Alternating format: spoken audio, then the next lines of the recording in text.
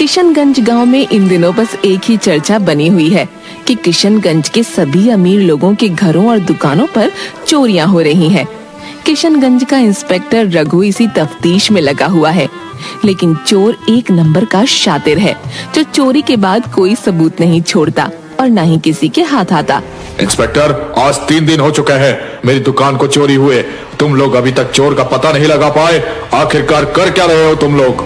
धनीराम जी, संयम रखिए। पुलिस अपना काम कर रही है। जल्दी ही अपराधी हमारी गिरफ्त में होंगे। अब आप जा सकते हैं। धनीराम गुस्से में थाने से निकलकर जाता है। क्या साहब जी, सब आकर आपकी पूंगी बजा जाते। आप कुछ करिए उस मोनू चोर का। अब तो बात आपकी इज्जत पे। मोनू मोनू मोनू, इस नाम ने मेरा जीना हराम कर रखा है। इसको छोड़ूंगा नहीं मैं। ये मोनू तो पकड़ में ही नहीं आता।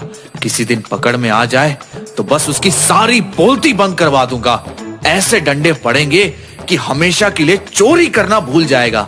वो जानता नहीं कि कानून के हाथ कितने लंबे हैं। कितने लंबे साहब जी? मोनू छोड़ो, उसका बाल तक आपके हाथ नहीं लगा।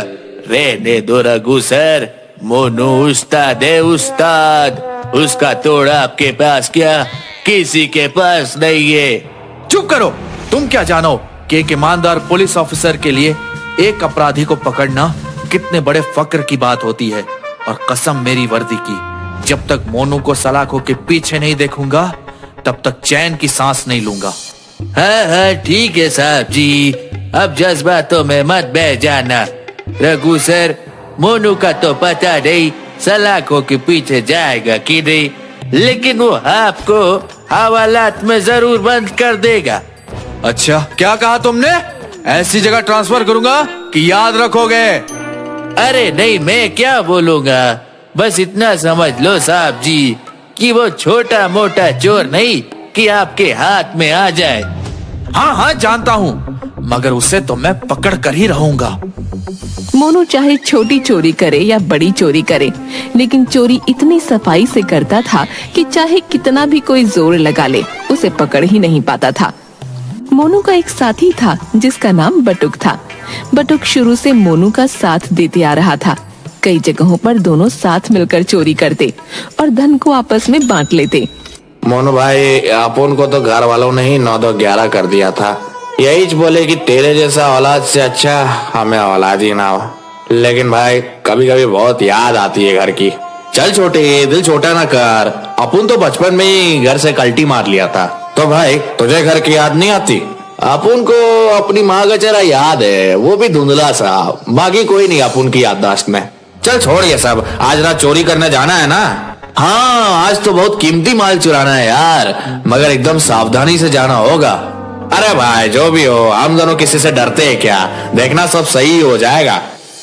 आधी रात में मोनू और बटुक दोनों ही मुंह पर काला कपड़ा बांधकर निकल पड़ते हैं। अरे भाई, यहाँ तो पहले से कोई बैठा है।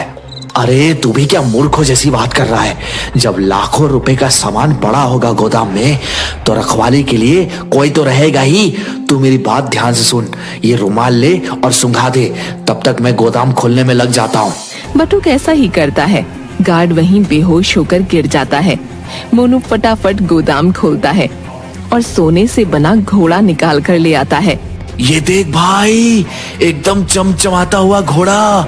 चल पकड़ इसे, अब कल्टी मार लेते हैं, इससे पहले कोई और आ जाए। मोनू और बटुक उसे चुराकर भाग जाते हैं।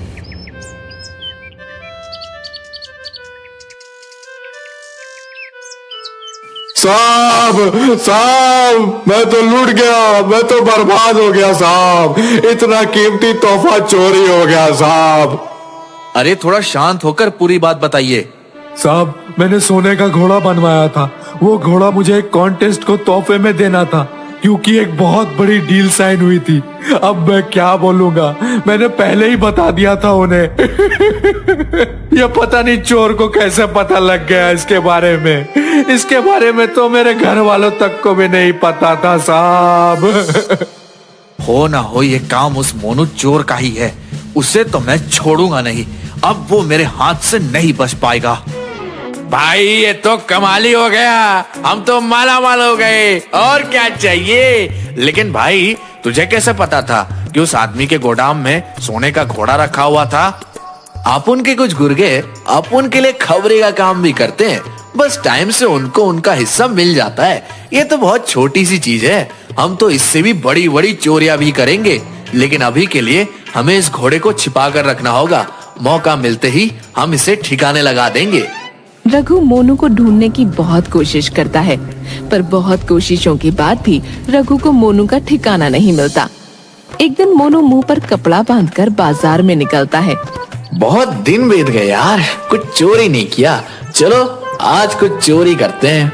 मोनू देखता है कि एक सेठ गले में सोने की मोटी चेन पहनकर जा रहा है। अच्छा, 900 चूहे खाकर बिल्ली हज को चली। मोटे सेठ ने पब्लिक को बहुत लूटा है, क्यों ना आज इस पर हाथ साफ किया जाए। उसे देखते ही मोनू तुरंत उसकी चेन खींचता है और भागने लगता है। अरे पकड़ो कोई उस चोर को, मेरा सोने का चेन लेकर भाग गया। अरे मैं तो बर्बाद हो गया, हाय पकड़ो उसे।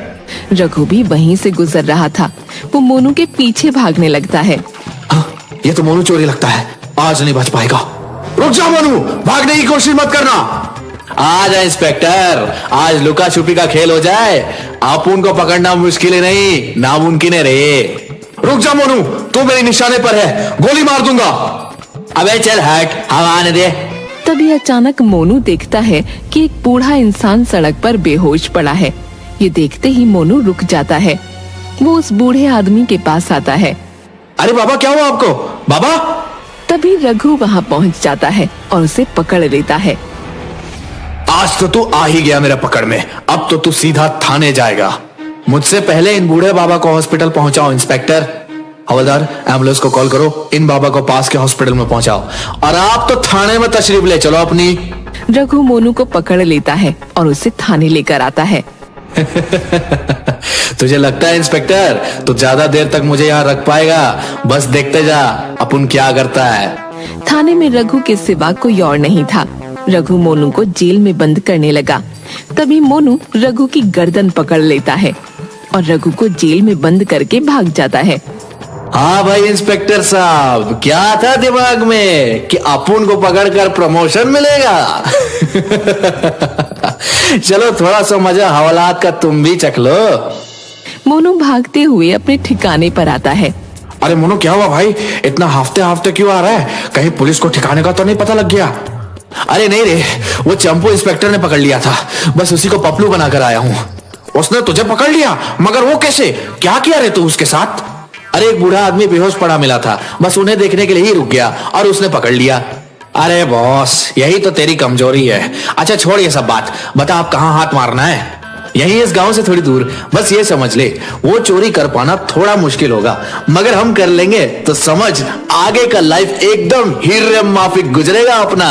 समझा ना छोटे? साला मैं तो साहब बन गया। वाह भाई, तुम तो एकदम आमिर खान के माफिक गाता है। वैसे मुश्किल क्या है चोरी में?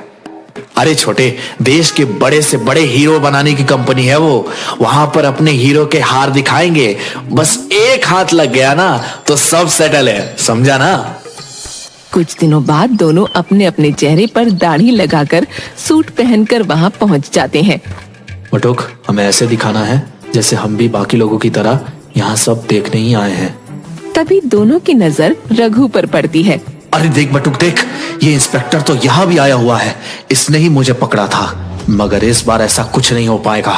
हाँ भाई, यहाँ तो बहुत अच्छा इंतजाम किया है इन लोगों ने। दोनों बड़ी ही शांति से अंदर जाते हैं और मौका ढूंढने लगते हैं जिससे कि वो कुछ चोरी कर पाएं। बटुक, ये तो बहुत बड़ा है, मैं उधर जाके देखता हूँ वहाँ क्या है। मोनू को एक कोने में एक हार दिखता है। अभी वहाँ कोई भी नहीं था। यही सही मौका है, यहाँ कोई नहीं है। मोनू तुरंत शीशा तोड़कर अंदर से हार निकालकर छत के ऊपर से निकल जाता है।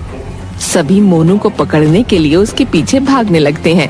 मोनू बिना रुके दौड़े जा रहा था। दौड़ते दौड़ते वो बहुत दूर आ चुका था। तभी अचानक वो एक महिला से टकरा जाता है। मोनू उस महिला को देखकर हैरान रह जाता है। इनका चेहरा तो ऐसा लग रहा है जैसा चेहरा मेरी माँ का था। क्या बोला तुमने? माँ, आपको याद हो मैं आपका गोलू। क्या तू गोलू है? हाँ माँ, मैंने अपना नाम मोनू रख लिया है, लेकिन आपका तो गोलू ही हूँ। मोनू की माँ बहुत जोर जोर से रोने लगती है। बेटा तू कहाँ चला गया था? मैंने तुझे कितना याद किया, तू कितना बड़ा हो गया, मैं तो पहचान भी नहीं पाई। माँ, अभी मैं बहुत जल्दी में हूँ, मुझे जाना होगा।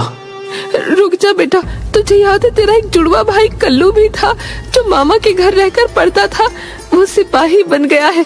चल तू घर चल, मैं तुझे उससे मिलवाऊंगी। ये सुनकर मोनू हैरान रह जाता है। माँ, उसे सभी किस नाम से जानते हैं? रघु नाम से। इतना सुनते ही मोनू के हाथों से वो हार छूट जाता है और इतनी ही देर में रघु वहाँ आ जाता है। आ ही गया तो पकड़ में, अब बता कहाँ बचकर जाएगा? अरे माँ, आप यहाँ क्या कर रही हो? बेटा वो सब छोड़, ये बता तू इसे पकड़ क्यों रहा है? अरे माँ, ये बहुत बड़ा चोर मोनू है, इसे तो मैं वर्षों से पकड़ना चाह रहा था। मोनू कुछ भी नहीं कहता, वो केवल अपने भाई की ओर देखे जाता है। बेटा ये तेरा जुड़वा भाई गोलू है। क्या? सच में? नहीं नहीं, एक चोर और मेरा भाई? हाँ बेटा, ये गोलू ही है।